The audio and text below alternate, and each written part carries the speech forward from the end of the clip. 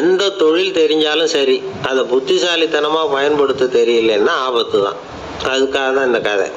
ஒரு bus driver ரொம்ப கெட்டிக்காரரு. பஸ்ஸை ரொம்ப திறமையா ஆபத்து இல்லாம ஓட்டுனதுக்காக பரிசுலாம் வாங்கினவர். அவரே ஒரு படகு ஓட்டுறதுக்காக அழைச்சிட்டு போயிருக்கிறாங்க, மோட்டார் படகு. அதையும் ரொம்ப திறமையா தான் ஓட்டிட்டு போயிருக்கிறாரு. நடுக்கடல்ல போனதும் படகு நின்று போச்சு. மோட்டார்ல ஏதோ கோளாறு.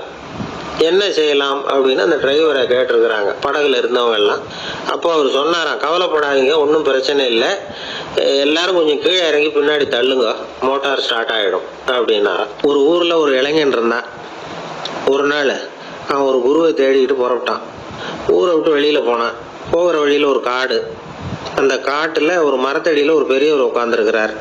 அமைதியாக மௌனமாக அவர் அமர்ந்திருக்கிறார்.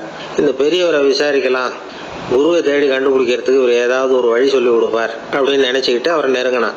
ஐயா, எனக்கு ஒரு குரு தேவை, எங்கே கிடைப்பார், அவரை எப்படி அடையாளம் கண்டுபிடிக்கிறது, அதை பற்றி ஏதாவது விவரம் சொன்னீங்கன்னா நான் கண்டுபிடிச்சிக்குவேன் அப்படின்ட்டுருக்கான். பெரியவர் நிமிர்ந்து பார்த்தார். தம்பி, அது ரொம்ப சுலபம்.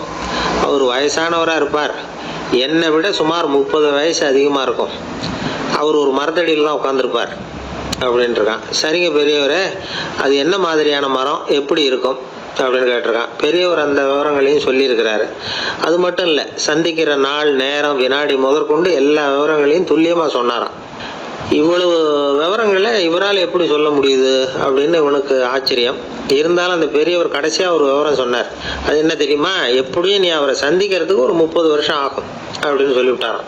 ரொம்ப நன்றிங்க பெரியவரே அப்படின்னு சொல்லிவிட்டு அந்த இளைஞன் புறப்பட்டுருக்கான். இப்போ அவனுக்கு குரு பற்றின விவரம் எல்லாம் கிடைச்சிட்டுது, சந்திக்கிற நேரமும் தெரிஞ்சுட்டுது. ஆனால் 30 வருஷம் அவரை தேடி அலைய வேண்டியிருக்குமே. அவன் தேட ஆரம்பித்தான். காடு மலை எல்லாம் சுற்றி அலைஞ்சான். பல வருஷங்கள் தேடினான், அழுத்து போயிட்டான். கடைசியில் அவனுக்கும் வயசாயிட்டுது.